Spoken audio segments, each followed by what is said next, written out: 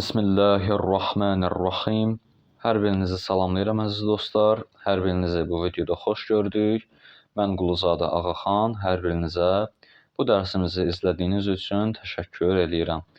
Əzizlər, biz Qur'an-ı Kərimi ərəbcədən düzgün və təcvidlə oxunuşu mövzusunda dərslərimizin 4-cü dərsinə başlayırıq və Uca Allaha həmd-ü sənalar olsun ki, sizlərin dualarınız, çəkdiyiniz zəhmət, əzminiz, qətiyyətiniz və bizim də müəyyən qədər zəhmətimiz, Allahın lütfü, ələlxüsus Allahın inayəti sayəsində biz bu dərsimizdə ərəb əlifbasının hərflərini yekunlaşdırırıq və gələn dərsimizdə hərflərlə əlaqəli bəzi məsələləri izah edirik. Ondan sonraki dərslərimizdə isə artıq yeni bir mövzuları sizlərin nəzərinizə çatdıracağıq inşallah. Uca Allahdan müvəffəqiyyət arzu edirəm. Ərəb əlifbasının ardıcıl gəldikdə 24-cü hərfi mim hərfidir. Mim hərfinin sərbəst forması bu cür yazılır.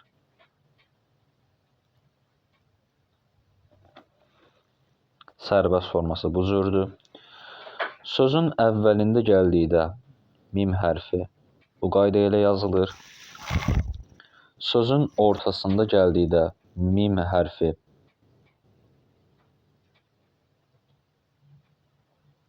bu cür yazılır və sözün sonunda gəldikdə isə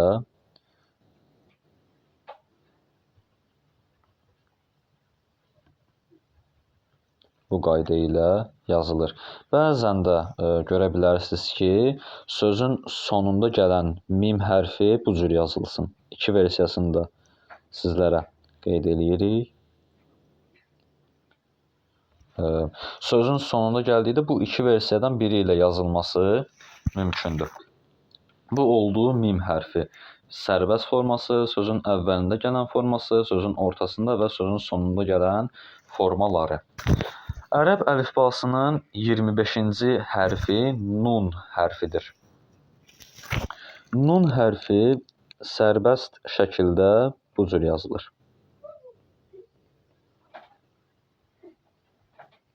Bir ədəd nöqtə ilə.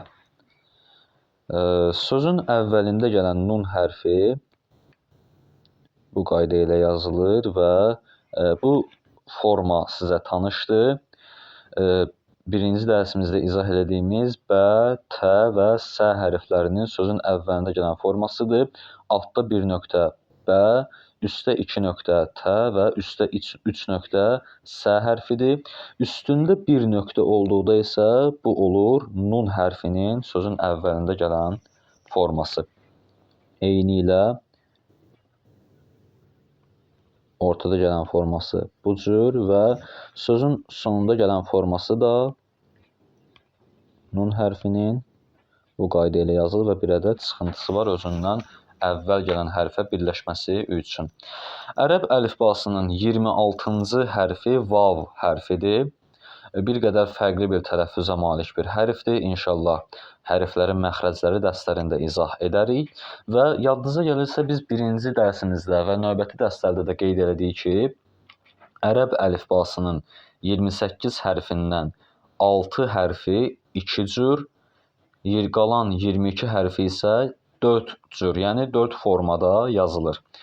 2 forma ilə yazılan hərflərimiz birinci əlif hərfi idi, sonra dəl, zəl, ra, zəy və indi isə vav hərfidir. Vav hərfi sərbəst şəkildə bu cür yazılır. Vergülə oxşayan bir forması var. Sözün əvvəlində gəldikdə bu qayda ilə yazılır, yəni özündən sonra gələn hərfi birləşmir. Sözün ortasında vav hərfi bu cür yazılır. Sözün sonunda da bu qayda ilə yazılır, özündən əvvəlki hərflərə birləşməsi üçün. Bu da oldu vav hərfi. Ərəb əlifbasının 28-ci hərfi hə hərfidir. Biz birinci dərsdə keçdiyimiz bir hərfi yadımıza salaq. Birinci dərsimizdə biz belə bir hərf keçmişdik.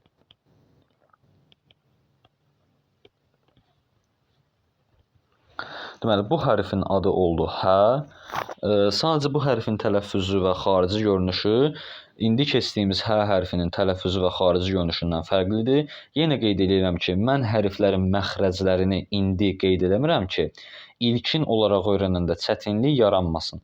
Sadəcə bunu bilək ki, indi keçdiyimiz H hərfi ilə birinci dərsdə keçdiyimiz H hərfi həm xarici görünüş cəhətdən, həm də tələffüz cəhətdən bir-birlərindən çox fərqlənirlər. Deməli, H hərfinin sərbəst forması bu cürdür. Sərbəst forması bu cürdür.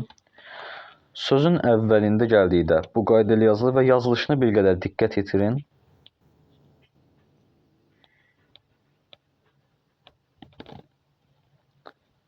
Həmin bu qayda ilə yazılır və bir qədər bunun yazılışını məşq eləmək lazımdır. Mən hər dərs deyirəm ki, hərflərin bütün formalarını ən azı bir sətr, daha çox olsa lap əla olar.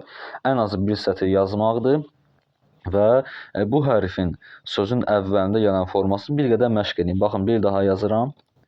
Deməli,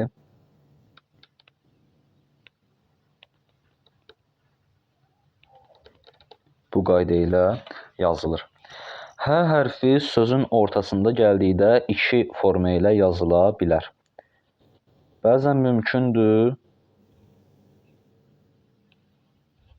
bu forma ilə yazılsın. Bəzən isə görə bilərsiniz ki,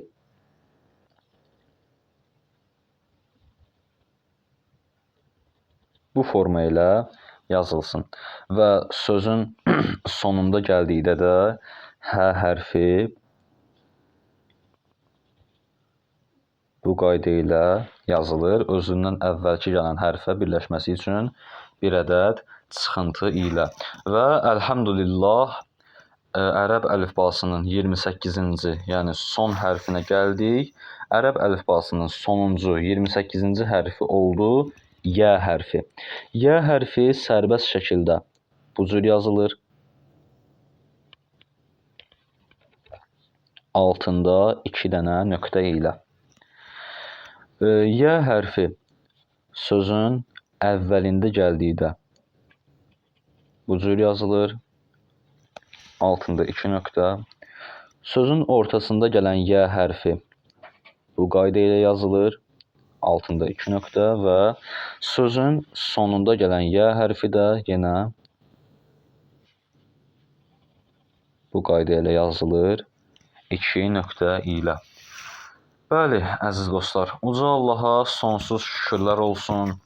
Allahın böyüklüyünə, əzəmətinə həmd və sənalar olsun ki, biz bu dərsimizlə ərəb əlifbasında yerləşən hərfləri yekunlaşdırdıq.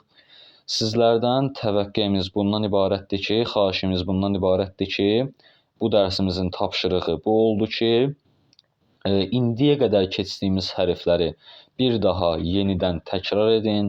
Bundan əvvəl paylaşdığımız videolara yenidən nəzər yetirin və hərflərin keçilən bütün formalarını dəftərdə hər birini ən azı heç olmasa bir sətr yazın, daha çox olsa lap əla olar.